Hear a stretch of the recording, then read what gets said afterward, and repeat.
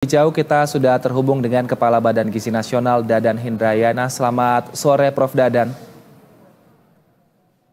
Mas Wilson.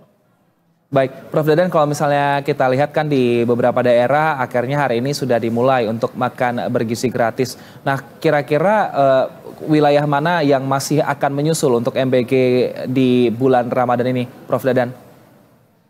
Ya, secara teori sebenarnya di mana sekolah sudah masuk secara otomatis hari ini dimulai pelayanan di seluruh satuan pelayanan pemenuhan gizi yang sudah melaksanakan dan mekanismenya adalah mekanisme Ramadan. Mungkin hanya 1-2 yang tidak jalan seperti contohnya di Bekasi Selatan yang terkena dampak banjir itu harus off dulu, sementara yang lain melaksanakan secara serempak. Baik. Nah, kalau untuk menu makanan seperti apa ini Prof. Dadan untuk pengklasifikasiannya? Otomatis kan akan sedikit repot ini SPPG di setiap daerah karena harus menyesuaikan dengan daerah masing-masing.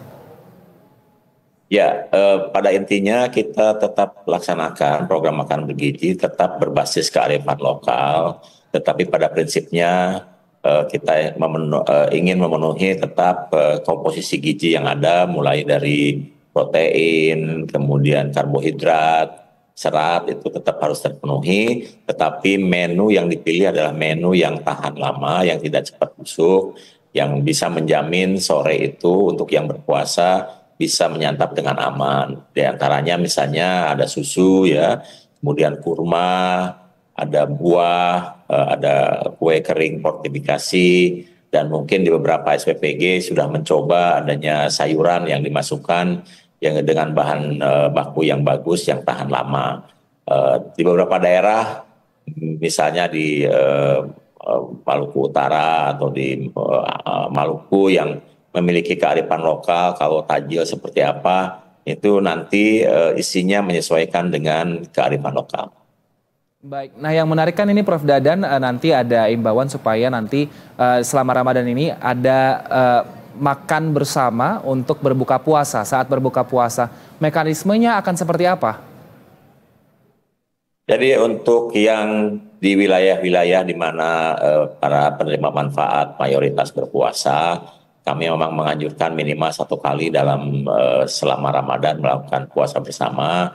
Mekanismenya sedang dihitung oleh masing-masing SPPG, apakah satu SPPG mencakup 3.000 anak dalam satu tempat atau di masing-masing sekolah. Tapi yang jelas 1 kali dalam satu periode Ramadan ini, Badan Gizi memfasilitasi para siswa untuk bertemu di saat buka dan menyantap makanan saat berbuka untuk berbuka bersama. Nah, kemudian di awal Ramadan ini seluruh SPPG melakukan mekanisme yang sama sambil mendeteksi berapa banyak komposisi di masing-masing SPPG yang berpuasa atau yang tidak berpuasa.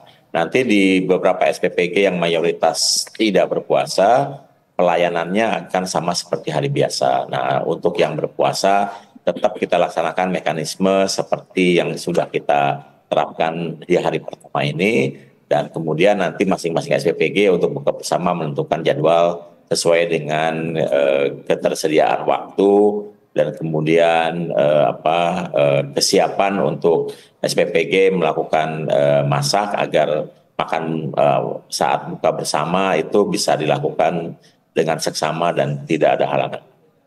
Baik, selama bulan Ramadan ini, Prof, apakah ada perbedaan mekanisme yang terjadi di SPPG? Karena kan kalau kita tahu yang diberikan kepada para siswa adalah tidak full set makanan yang biasanya mereka terima ketika bulan-bulan biasanya. Artinya apakah memang ada jadwal masak akan tetap pagi atau mungkin agak diulur ke siang atau sore hari, Prof. Dadan?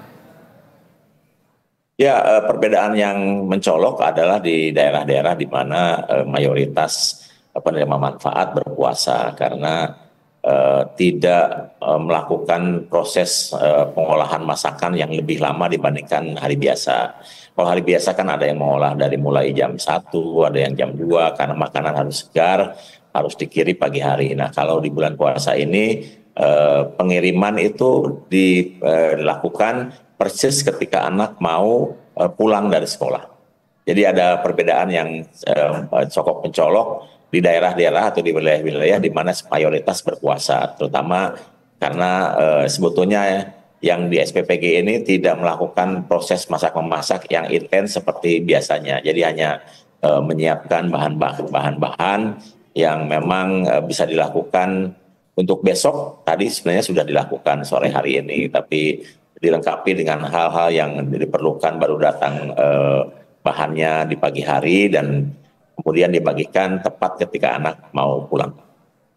Baik, Prof. Dadan mungkin belum cukup viral di media sosial, namun dari pagi banyak yang memperbincangkan mengenai komposisi dari MBG yang diberikan kepada para siswa hari ini. Dan juga banyak yang mempertanyakan sebenarnya Prof, ini ada minuman kemasan dan juga ada biskuit yang diberikan, lalu ada susu kotak seperti itu.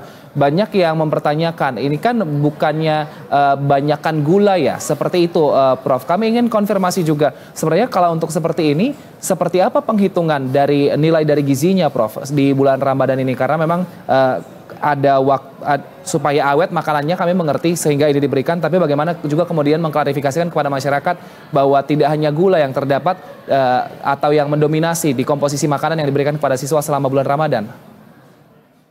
Ya, untuk sementara ini karena ini adalah Ramadan pertama makan bergizi, maka kita hanya bisa menyiapkan bahan-bahan yang ada di pasaran. Tapi meskipun demikian, telur menjadi menu yang wajib diberikan setiap hari untuk kandungan proteinnya. Buah juga demikian.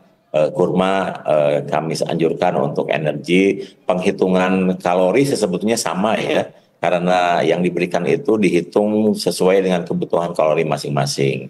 Memang tantangan ke depan adalah untuk terutama tahun depan nih, kita sudah harus mempersiapkan makanan-makanan yang berkualitas lebih dari yang ada sekarang untuk menu di bulan Ramadan. Contohnya misalnya teknologi freeze drying yang sedang kita pikirkan untuk sayuran-sayuran yang berkualitas yang bisa tahan lama, tapi dengan mekanisme freeze drying. Demikian juga dengan ayam atau daging gitu.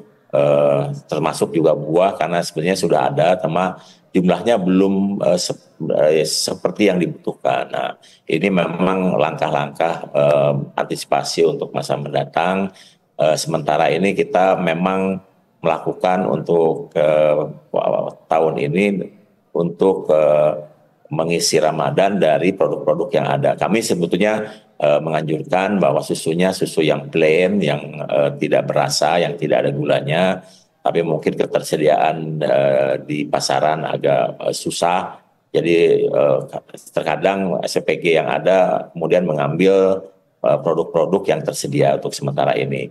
Dan beberapa kue kering fortifikasi kami ambil dari produk-produk yang berkualitas tinggi, yang memang secara hitungan nutrisinya di atas rata-rata.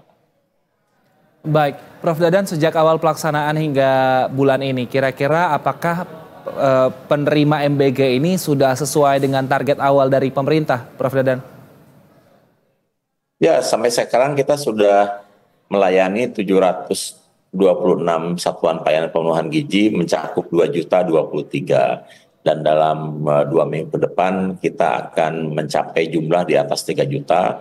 Dan itu sesuai dengan target di awal, di mana dari Januari sampai April itu akan kita melayani 3 juta. Dan bahkan mungkin melayani 6 jutanya akan lebih cepat dari perkiraan. Karena kami perkirakan di pertengahan April, akhir April ini kita sudah akan mencapai melayani 6 juta. Padahal sebetulnya 6 juta itu baru akan kita capai dari Mei sampai Agustus.